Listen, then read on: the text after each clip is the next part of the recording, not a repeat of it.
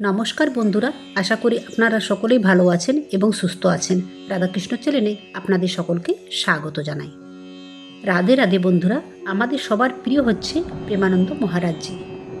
ওনার একটা ভিডিওতে সৎসঙ্গে ভক্তদের উদ্দেশ্যে উনি বলছেন, আগেকার দিনে গ্রামে খুবই অদ্ভুত একটা নিয়ম ছিল, আর সেটা হলো যখন কাউকে সাপে কামড়াতো, সেই সাপের বিষ মানুষের আস্তে আস্তে শরীরে ছড়িয়ে পড়তো, তখন গ্রামের মানুষরা বিশেষ উপায়ে এটা পরীক্ষা করতেন।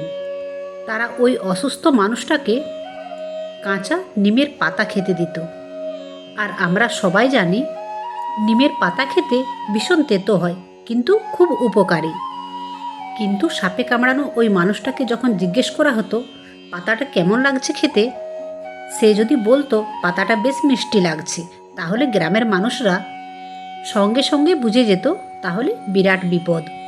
তারা তখন চিৎকার করে বলতেন, সর্বনাশ হয়ে গেছে, ওর শরীরে সাপের বিষ একদম পুরোপুরি চড়ে গেছে, আর একটুও দেরি করা যাবে না, তাড়াতাড়ি এর চিকিৎসা ব্যবস্থা করতে হবে, না হলে এই সাপের বিষ ওকে বাঁচতে দেবে না। এই ছোট্ট উদাহরণটা দেওয়ার পর প্রেমানন্দ মহারাজজি উনি বলছেন, আমাদের সাধারণ মানুষের জীবনের অবস্থা কিন্তু ঠিক এই রকমই। ভগবান এবং সাধু, আমাদের বড় বড় মহাপুরুষরা অনেক আগেই কিন্তু অনুভব করেছেন, আর আমাদের সাবধান করে দিয়েছেন এই সংসারের আসল রূপ নিয়ে। তারপর মহারাজজি বলছেন, দুঃখালয়াম দুঃখী অনায়া, অর্থাৎ এই পুরো সংসারটা হলো আসলে একটা দুঃখের ঘর বা দুঃখ পাওয়ার জায়গা। এখানে আসল বা চিরস্থায়ী বলে কোনো সুখ নেই। কিন্তু একবার ভালো করে ভেবে দেখলে বোঝা যায়, আমাদের নিজেদের কাছে এই সংসারটা খুব মজাদার আর মিষ্টি বলে মনে হয়। আমাদের মনে হয় এখানে অনেক সুখ, অনেক আনন্দ আর অনেক মজা রয়েছে। আর ঠিক এই জায়গাতেই মহারাজজি বলছেন, দুঃখের সংসারটাও অনেকজনের খুব মিষ্টি লাগে। এর মানে হলো আমাদের শরীরেও মায়ারূপী বিষ মাথায় চড়ে গেছে।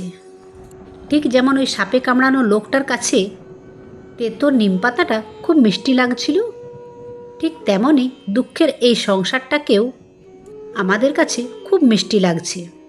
তাই মহারাজজি খুব জোর দিয়ে বলছেন, এক্ষুনি এই বিষ নামাতে হবে, তাড়াতাড়ি ভগবানকে ডাকতে হবে, ভগবানের নাম করতে হবে, আর এই দুনিয়ার মায়ার বিষ শরীর থেকে নামিয়ে ফেলতে হবে, না হলে এই বিষ কিন্তু পুরোপুরি মানুষকে শেষ করে দেবে।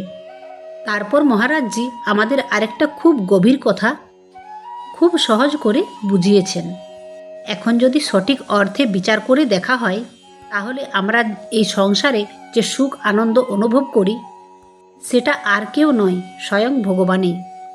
ওই সুখটা ভগবান ছাড়া আর অন্য কেউ হতেই পারে না। কিন্তু মুশকিলটা হলো অন্য জায়গায়। আমাদের ভেতরের মনটা এখনও ততটা পবিত্র হয়নি।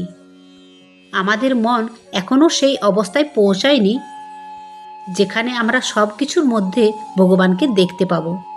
আমাদের ভেতরে সে ভগবানের প্রতি সত্যিকারে ভালোবাসা আর ভক্তি এখনও তৈরি হয়নি।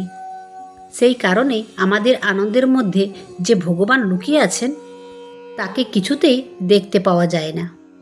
আমরা শুধু বাইরের জিনিসগুলোকেই দেখি আর ভাবি এগুলোতেই আসল সুখ।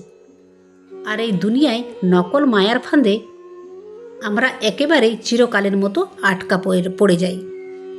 তাই আমাদের এই মায়ার ফাঁদ কেটে বেরিয়ে যেতে হবে এবং পরম সুখ পাওয়ার চেষ্টা করতে হবে।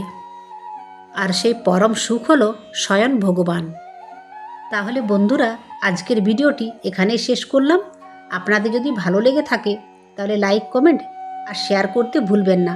আর যারা আমার চ্যানেলে নতুন হচ্ছেন তারা চ্যানেলটিকে অবশ্যই সাবস্ক্রাইব করবেন। জয় শ্রীকৃষ্ণ, রাধে রাধে।